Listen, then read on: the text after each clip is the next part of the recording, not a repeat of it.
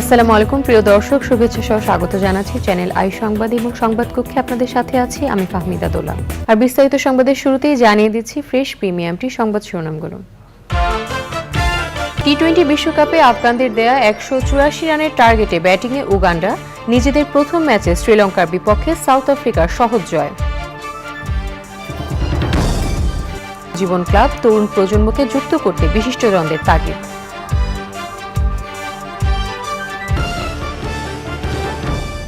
সংবাদ শিরোনামগুলো জানাচ্ছিলাম। সংবাদ আয়োজন একই সঙ্গে চ্যানেল যাচ্ছে বিস্তারিত প্রসঙ্গে। শুরুতেই নিউ কেয়ার টি-20 ওয়ার্ল্ড কাপ ক্রিকেট আপডেট।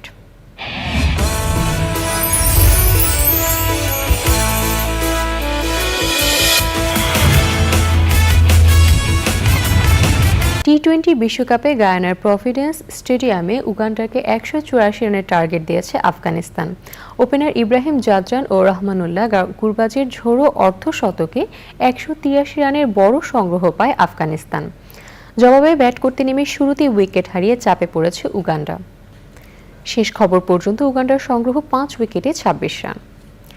যুক্তরাষ্ট্র এবং ওয়েস্ট ইন্ডিজের যৌথ আয়োজনে চলছে আইসিসি টি-20 বিশ্বকাপের আসর। এই মেগা ইভেন্ট কভার করতে যুক্তরাষ্ট্রে আছেন সাইদুর রহমান শামীম। নিউ ইয়র্ক থেকে বিশ্বকাপ নিয়ে আপডেট জানাচ্ছেন তিনি।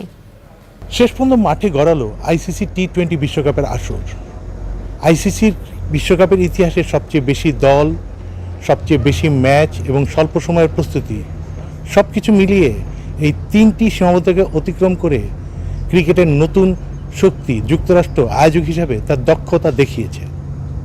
খেলা মাঠে গড়িয়েছে, এখন ডালাস এবং নিউ ইয়র্কে চলছে।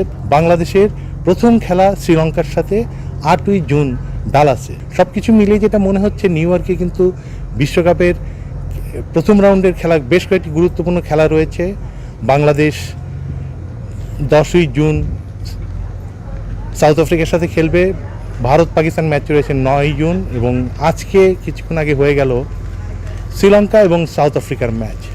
তো বাংলাদেশের ক্ষেত্রে শ্রীলঙ্কা সাউথ আফ্রিকার ম্যাচটি, যদিও বাংলাদেশ আজকে মাঠে নেই, তারপরে শ্রীলঙ্কা সাউথ আফ্রিকার ডি গ্রুপের ম্যাচটি ছিল অত্যন্ত গুরুত্বপূর্ণ বাংলাদেশের জন্য, কারণ ডি গ্রুপে বাংলাদেশের প্রতিদ্বন্দ্বী হিসাবে আছে শ্রীলঙ্কা এবং সাউথ আফ্রিকা। এই দুটি ম্যাচ, এই দু দলের আজকে ম্যাচ ছিল। সেই ম্যাচে শ্রীলঙ্কার পারফরমেন্স বা সাউথ আফ্রিকার পারফরমেন্স থেকে বাংলাদেশ তাদের কর্মপরিকল্পনা ঠিক করতে পারবে এবং সবচেয়ে বড় কথা, বাংলাদেশের পরবর্তী রাউন্ডে অর্থাৎ সুপার 8 রাউন্ডে উঠতে হলে অন্ততপক্ষে শ্রীলঙ্কা বা সাউথ আফ্রিকার মধ্যে যে কোনো একটি দলকে হারাতে হবে।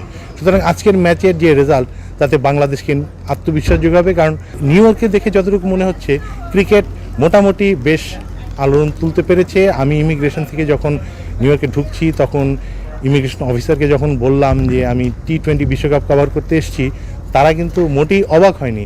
অর্থাৎ বোঝা যাচ্ছে যে ক্রিকেট মার্কিন সমাজে কিংবা নিউ ইয়র্কে যথেষ্ট গুরুত্ব পাচ্ছে এবং বিশেষ করে গুরুত্ব পাচ্ছে। আমি আজ 1-2 দিন যা দেখলাম তাতে বলা যাচ্ছে যে এখানে প্রচুর নিউ ইয়র্কে প্রচুর বাঙালি, পাকিস্তানি, শ্রীলঙ্কান, ভারতীয় এবং উপমহাদেশ এবং ওয়েস্ট ইন্ডিজের লোকজন বাস করে।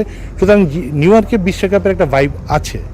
তো আমরা যতটুকু দেখলাম, বাংলাদেশের যারা সমর্থক, বাংলাদেশের যারা ভক্ত বাঙালি যারা আছে, তারা বাংলাদেশের সাম্প্রতিক পারফরমেন্সে খুব হতাশ এবং তারা বেশ নিরাশ।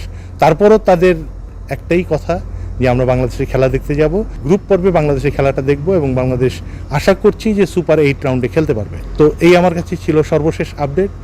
সাইদুর রহমান শামীম,